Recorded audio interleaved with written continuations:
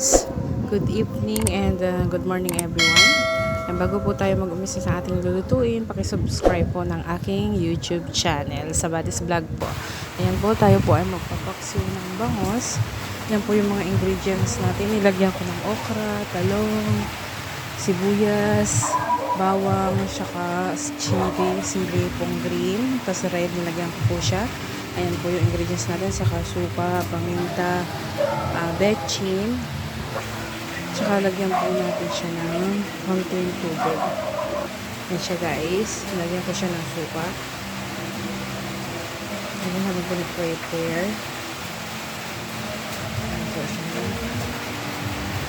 Tapos lagyan ko siya ng tubig. Kalahating cup po siya. Kasi ayan na po siya guys. Kumukulo-kulo na siya. And after that, finish na po siya. Yan po yung paksiw na bangus with the vegetable.